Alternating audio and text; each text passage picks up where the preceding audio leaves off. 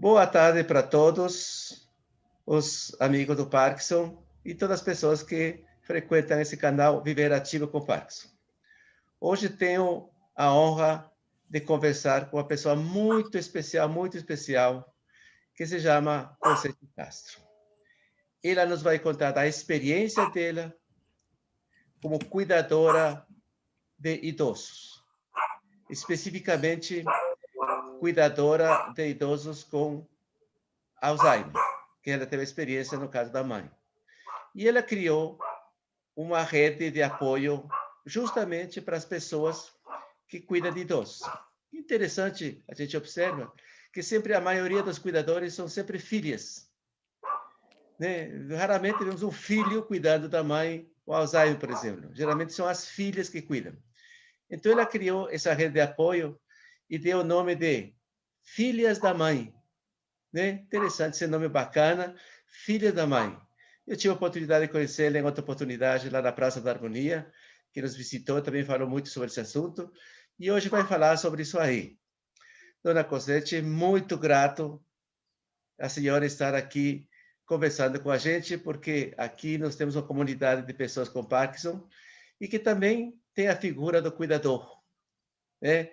Mas não há diferença entre cuidador de Parkinson quanto pessoas da Alzheimer, porque, na verdade, aqui nós vamos falar dos cuidados que a pessoa cuidadora tem que ter para poder cuidar do teu idoso.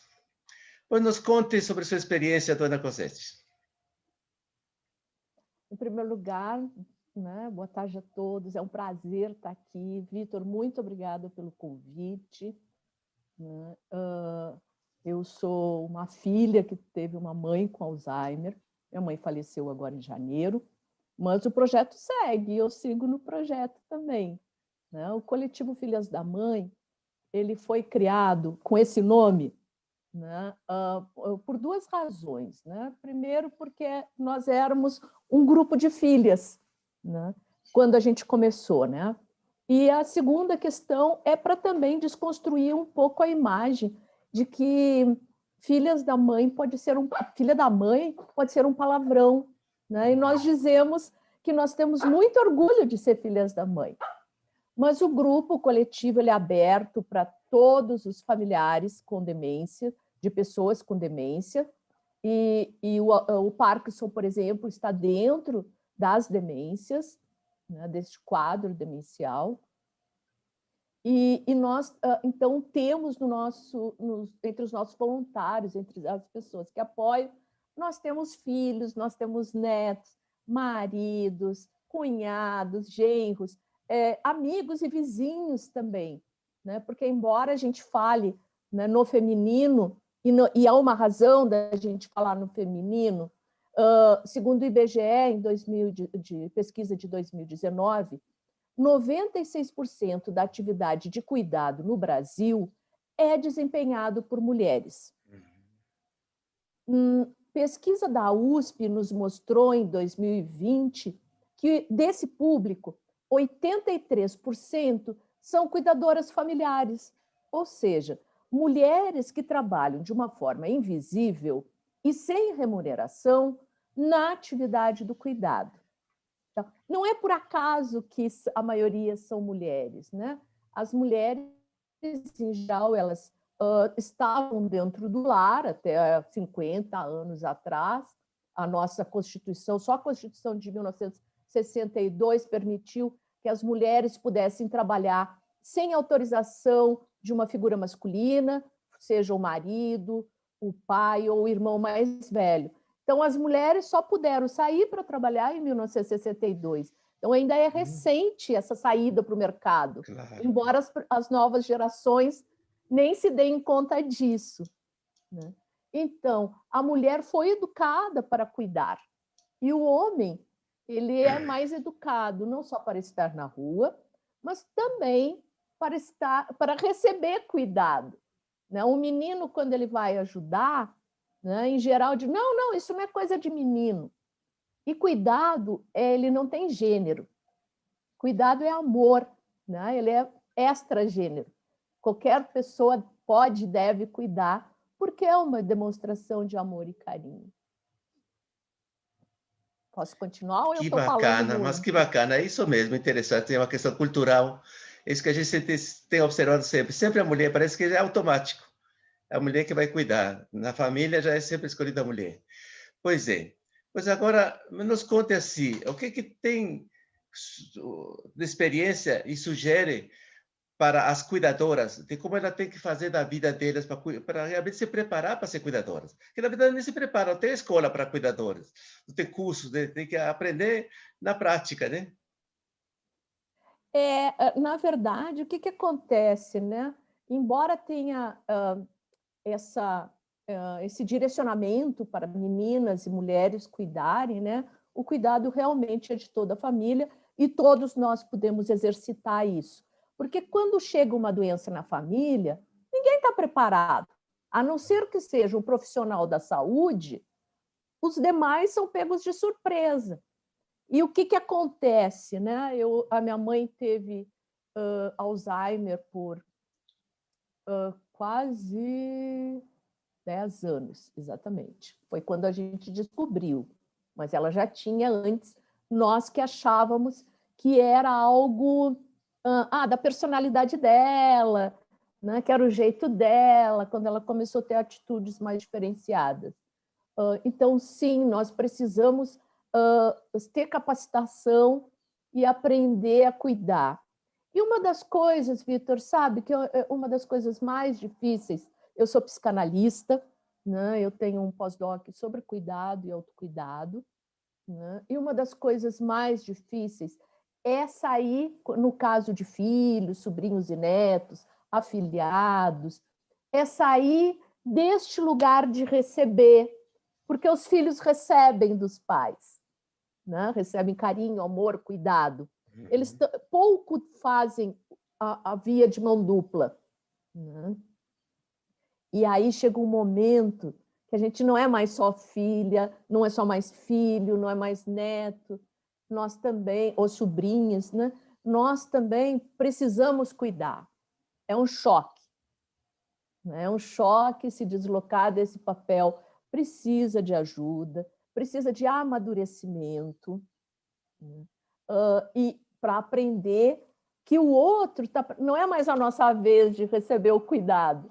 Agora, nós que já estamos adultos e fortalecidos, ou jovens adultos, precisamos também cuidar. Então, acho que esse é um primeiro choque e um primeiro deslocamento importante. Porque se estamos numa idade de maturidade, é mais fácil esse cuidado, é mais fácil esse deslocamento. Mas quando se trata de jovens adultos, né, não é uma situação tão fácil, não é uma situação bem mais delicada, né? Eu sou filha única, então eu não tinha com quem repartir cuidado, né? Quem ajudou foi a minha filha, né? Ajudou bastante. Mas depois ela estava morando em outra cidade, minha mãe veio para Brasília, fiquei eu cuidando. E eu tive que contar com a ajuda também de outras cuidadoras, formar uma equipe para poder cuidar da minha mãe, que era uma pessoa muito violenta, né? O Alzheimer, dependendo das fases, das etapas, né? Tem a primeira etapa que a pessoa ainda tem independência, né? Depois ela vai perdendo, né, a parte cognitiva, a parte de memória, de locomoção, de mobilidade, e alguns apresentam alguns quadros violentos, que foi o caso da minha mãe. Então, também isso é difícil de lidar. A gente tem muitos desafios, né? E a pergunta que nós fizemos quando a gente criou o grupo foi: quem cuida de quem cuida? É verdade. Quem cuida de quem cuida, porque quem cuida também tem uma vida dela, que também a pessoa ainda é jovem, né? Tem sua vida, tem seus filhos, tem sua família, tem que cuidar. Sabe que legalmente, lógico, que os filhos têm que cuidar dos pais na velhice, né? Sim. E lembrando de que, como a senhora disse, essa questão de que os pais cuidam dos filhos, os pais cuidam dos filhos a vida toda. Claro que no Parkinson demora muito mais tempo que no Alzheimer, Porque o Parkinson tem pessoas que vivem com mais uns 20, 30 anos, sei lá quanto pode ser possível, dependendo, porque hoje nós temos pessoas com Parkinson muito jovens, né? No Alzheimer parece que o tempo é mais curto, né? É uns 20 Mas anos, mais ou menos, a média. 20 anos a média, né? Então é bastante tempo. Então você vê o que é o sofrimento da família para se adaptar a essa nova realidade dessa vida, né? Isso. É realmente uma das circunstâncias que eu passei, por exemplo, a minha mãe, em 2019, teve que ser hospitalizada 2 vezes. Nestas 2 ocasiões foram 72 dias, 30 e poucos em cada um. E as minhas amigas, meus grupos de apoio, foram as pessoas que se mobilizaram para ajudar, para fazer revezamento, para ir no hospital me levar uma comidinha, para ir lá perguntar se eu queria em casa tomar banho, né? Se eu precisava, se ficava para dormir. Né? Eu tive uma rede, eu sou muito grata a essa rede de amigas, né, que se solidarizaram e fizeram, né, um mutirão para ajudar. Obviamente, eu contava com cuidadoras para ajudar a dormir, então eu saía do trabalho e eu revezava, eu dormia à noite. Algumas noites eu dormia com a minha mãe, né? Outras vezes eu ficava pela manhã, né? Então, mas as minhas amigas estiveram muito presentes e eu sempre sugiro para as pessoas: mantenham seus grupos de amigas, seus grupos de apoio específicos de demências, né? Porque dão dicas, apoio. Às vezes a gente acorda mais triste, mais né, com menos força, menos energia, e é muito importante cultivar esses grupos de apoio. Uma outra dica que eu sempre dou é: mantenha-se em forma, faça exercícios. Essa energia da dor, ela precisa circular, senão ela acumula no corpo da gente. Eu faço Tai Chi Chuan 2 vezes na semana, e eu participo de um projeto gratuito do GEPAF, lá da UNB, né, que é para pessoas idosas. Eu acabo de completar 60 anos, estou absolutamente habilitada para participar. E então esse é com ginástica aeróbica, né, para fortalecimento da musculatura. Né? E eu fico muito contente, eu sempre sugiro para as pessoas, né? O Tai Chi é uma meditação em movimento, né? Nos traz o centramento, né? Nos traz estar comigo mesmo. Isso é muito importante, que a gente não fique só olhando para fora, fazendo coisas, mas tenha momentos também para nós. Nesse sentido, quando eu falo de uma energia, todo o nosso corpo é movido a energia. Então, nós precisamos mobilizar essa energia para que ela não fique estagnada em algumas partes do corpo e apareça como sintoma. Hoje eu acordei com dor aqui. Se eu não estiver mobilizando, se eu não estiver fazendo exercícios, se eu não estiver fazendo ginástica ou o Tai Chi Chuan, essa dor acumulada, essa energia acumulada, tende a nos deixar mais para dentro e mais paralisados. Isso não ajuda a saúde física, isso não ajuda a saúde mental, né? E nem a saúde espiritual. Que bacana. Então, veja, a senhora aconselha as pessoas cuidadoras a se manter nos grupos de apoio. Bacana. E também cuidar de sua saúde através de exercícios. É verdade que eu também sempre falo do Tai Chi para as pessoas com Parkinson, e foi o Tai Chi que nos levou no nosso encontro, que nos encontramos pelo Tai Chi, né? Mas tem um aspecto também que nessa relação de cuidador e cuidados, existe uma relação familiar muito forte, e existindo a relação familiar também entra o aspecto de solidariedade, de fraternidade, de carinho, de respeito, de retribuição para com o pai e com a mãe, por parte dos filhos. Então, esse lado também é muito importante se levar em consideração, que às vezes nós vemos muitas vezes muitos idosos são jogados nos asilos, são jogados de casa assim por famílias, porque ou não tem paciência, ou não tem tempo, ou trabalho, ou sempre há alguma desculpa. A senhora tem observado isso também, não é? Então, vamos lá. Acho que é uma coisa importante de colocar é que você falou, Vitor, de um modelo ideal de família. A minha família é assim, eu imagino Sim. que a sua seja assim. Mas nós temos muitas famílias cujos familiares, né, não tiveram o mesmo cuidado, ou com o filho, ou com o neto, ou com atenção, foram embora e voltaram doentes. Então, nem tudo, nem todos vivem numa situação ideal, né? E eu, como psicanalista, recebo muita gente em consultório, né, na clínica, que é isso, a minha mãe está doente, né? Um relato de cuidadoras e cuidadores, minha mãe está doente, ou meu pai está doente, e meu pai me batia. Ele me batia de fio de ferro, ele me abandonou, né? Vários relatos. Isso. Relatos que não têm amor, não têm esse respeito cultivado, né? E eu sempre digo para essas pessoas que os pais né, fizeram o que era possível fazer. Né? Eles poderiam ter feito mais se eles tivessem tido educação, tivessem equilíbrio financeiro, equilíbrio emocional. Né? Então, eles têm um contexto de vida que, às vezes, as famílias não conhecem. Às vezes, são famílias de pessoas com uma doença, que é o álcool, né? O alcoolismo também. Também é muito difícil, é um grande desafio. Mas eu digo, eu sempre comento com as pessoas sobre uma coisa essencial. Por pior que tenha sido esse familiar, no caso dos pais, por exemplo, foram eles que nos deram a vida.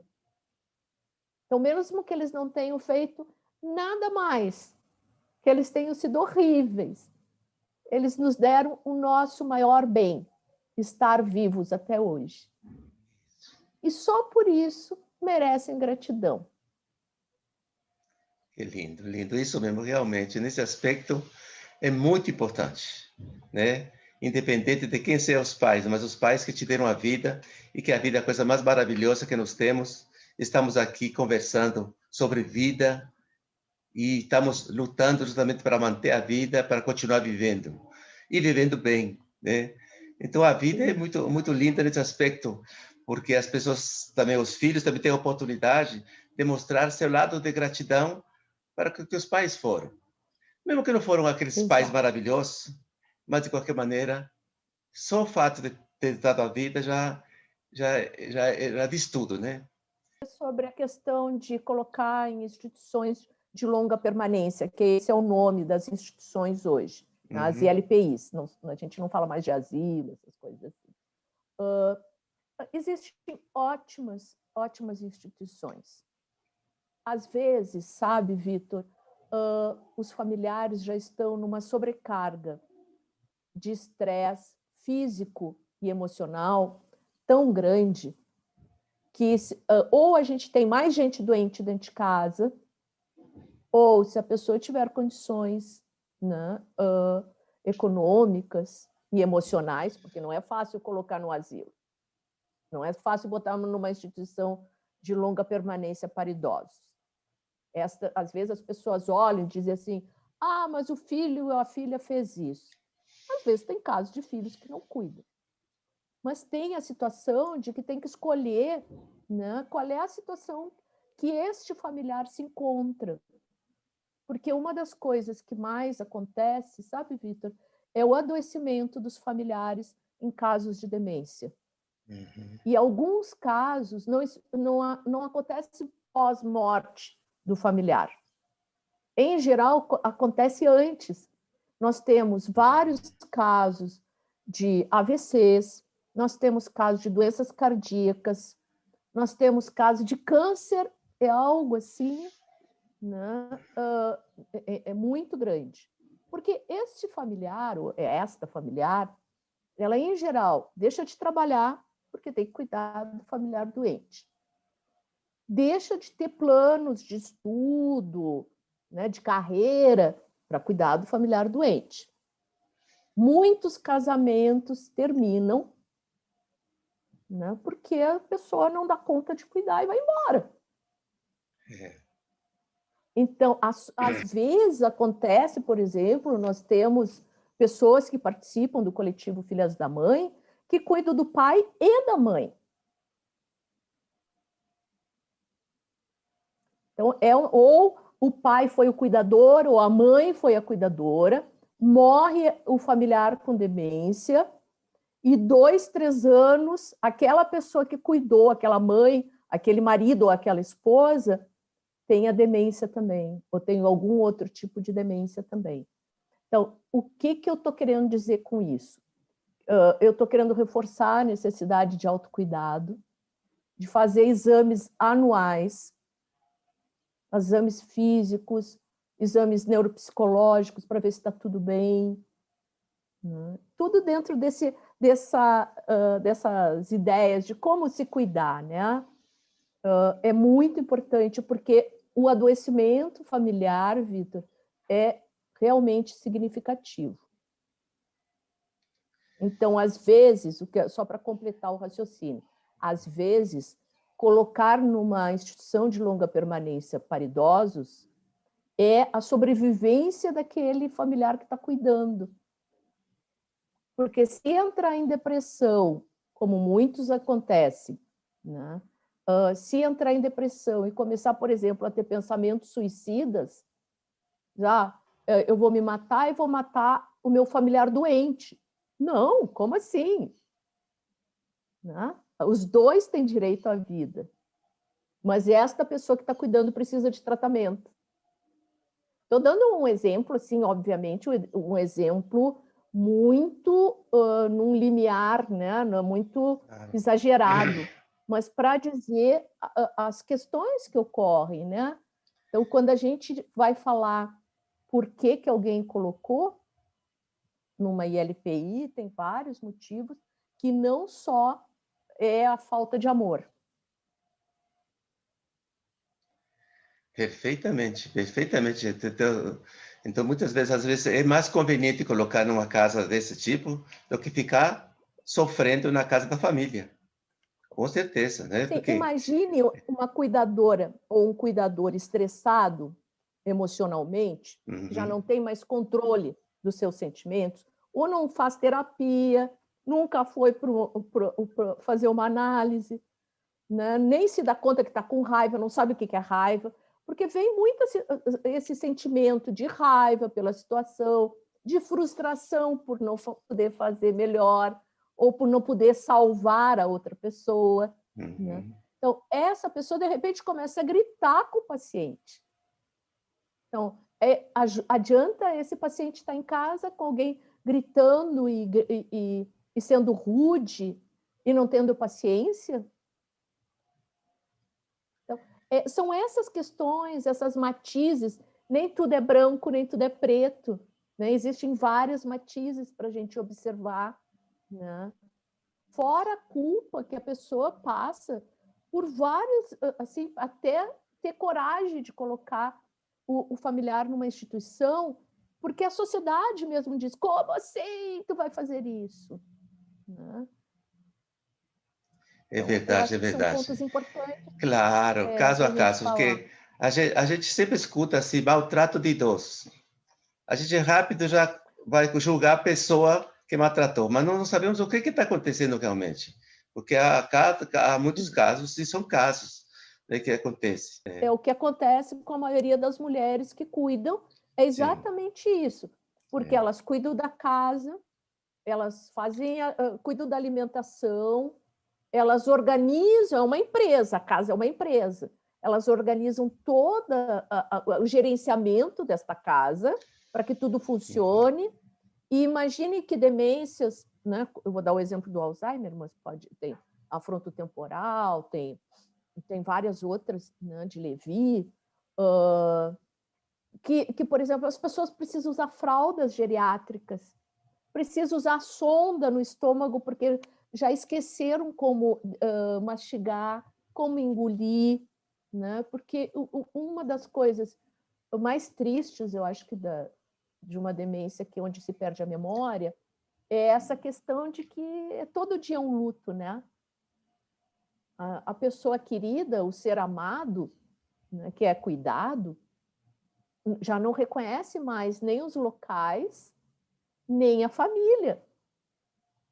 E confunde alguns familiares com a mãe, com o pai, com os irmãos. Então, aquele papel de filho ou de filha, aquele papel de o neto mais querido, ou a neta mais querida, passa a ser de algum familiar que já pode ter, inclusive, morrido. Então, são situações realmente que adoecem pela dor, né? Às vezes, algo que acontece com muita frequência e que eu escuto na clínica, e eu também já passei, fulano, paciente ou doente, né, não gosta de mim, não gosta mais de mim, né, me trata mal. Não, é porque isso, nos quadros demenciais, pode acontecer violências, pode acontecer violência verbal e pode acontecer violência física, né? Nesse caso, sempre é importante, a cada modificação do quadro desse paciente, seja não dormir, não comer, não conseguir parar, que ele está sempre caminhando agitado, não parar, não parar, não parar, é preciso recorrer ao médico e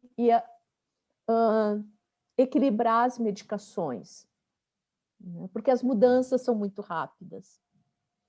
Claro, claro. Que bacana. Exatamente tudo isso que a gente estava precisando conversar para começar. A gente, como paciente, eu no meu caso, sou um paciente de Parkinson, e que a gente também tem que pensar agora, se cuidar mais, para não ter que chegar a uma situação muito complicada e complicar a vida dos familiares, dos cuidadores, né? Então, eu penso que nós temos também que nos cuidar da saúde, né? E acho que até a família também tem que cuidar do familiar mais idoso, para que tome a medicação corretamente, se cuide, faça os exames, porque às vezes as pessoas idosas são teimosas, não querem fazer as coisas. E vai deixando, vai deixando, vai deixando, vai deixando, vai deixando, né? Pois é, eu fico tão feliz e muito agradecido por essa conversa aqui, foi maravilhosa. Eu gostaria que a senhora deixasse uma mensagem para todas as cuidadoras que tem no Brasil e no mundo também, cuidadoras de idosos com Alzheimer, com Parkinson, isso aqui, porque o papel é muito igual, muito semelhante, né? Porque não existe uma técnica, né? Não existe um script para seguir, né? Em cada caso, dependendo da estrutura de cada família. Então, a minha mensagem para as cuidadoras é resiliência. Um dia vai melhorar, mas vai melhorar para você que cuida, né? O seu paciente precisa de cuidado, de atenção, de carinho, e tá tudo bem se em algum momento você tiver raiva e quiser chorar, vai no banheiro e chora, dá uma saída e chora, porque você é uma pessoa humana, você é um ser humano e tem direito a essa frustração, né? As doenças, elas não têm cura, mas elas têm tratamento, e nós podemos colaborar com a qualidade de vida das nossas pessoas queridas. Mas, principalmente, para poder ajudar o outro, para poder cuidar de outra pessoa, você precisa se cuidar. E, nesse sentido, autocuidado é fundamental, vai garantir a sua qualidade de vida, né? Um corpo mais saudável, né? Uma mobilidade para poder fazer todas as atividades que precisa fazer, e também vai garantir, né, uma melhor situação emocional e espiritual. Nesse sentido, faça exercícios, mesmo que não esteja com vontade. Vai lá e começa. Se você é ligado a algum tipo de espiritualidade, pratique, independente qual for, pratique. Nós precisamos de toda ajuda possível, porque é autocuidado e redes de apoio, sejam elas espirituais, sejam elas materiais, como as redes de apoio, como o Coletivo Filhas da Mãe, como o grupo do Tai Chi, da praça, né? Como outros espaços, né? Agora, nessa época de pandemia, grupos online de ajuda, a Abras, Associação Brasileira de Alzheimer e Outras Demências, o Coletivo Filhas da Mãe, que está de portas abertas. Nós temos um canal do YouTube com os nossos projetos, nós estamos no Instagram, no Facebook, e agora, mais recentemente, com a ajuda de uma voluntária, estamos também no Twitter. E 2 vezes na semana, nós temos um blog no Correio Brasiliense chamado Coletivo Filhas da Mãe, e a gente publica textos curtos sobre envelhecimento com qualidade de vida, demências, né, e políticas públicas de cuidado, políticas públicas para idosos, porque nós não estamos sozinhos no mundo, nós também precisamos de leis que nos defendam a pessoa idosa, a pessoa com algum tipo de demência e também quem cuida, os cuidadores. Que maravilha! Fico muito feliz, estou emocionado de ter conversado com a senhora, por essa experiência muito grande, porque, como eu disse, eu sempre estava pensando nos pacientes. Eu contava tudo no canal, o que o paciente deve fazer para ter qualidade de vida. Mas agora tivemos veio para mim esse pensamento de, puxa vida, mas espera aí, a pessoa do Parkinson não está sozinha no mundo. Ela depende de alguém, tem uma família, tem pessoas de volta. E aí vem a questão, muitas pessoas que têm falado, conversado, os conflitos de família, essa coisa toda. E nós precisamos, a gente, conversar com especialistas que orientem as pessoas, os cuidadores, a se cuidarem também. Porque quem se cuida vai poder cuidar de seu familiar querido, com amor, com essa tranquilidade, com seu corpo saudável. E também com o lado espiritual também, tranquilo, em paz. Porque, na verdade, que o trabalho de cuidar é um trabalho de caridade, um trabalho de amor. Posso dizer só mais uma palavrinha? Pode, sim, claro. Se você estiver triste, estiver desesperada, entre em contato com a gente. E se não puder entrar em contato com a gente, tire todos os dias um tempinho para sair sozinha, que é um espaço seu, sozinho, a dar uma caminhadinha no sol, dar uma caminhadinha no verde, na volta de casa. Isso já ajuda a aliviar um pouco a cabeça e esse peso, né, que você tem carregado. Com certeza, que bom, maravilha. Linda mensagem. Então, muito agradecido. E, se Deus quiser, em outra oportunidade estaremos novamente falando. Muito grato.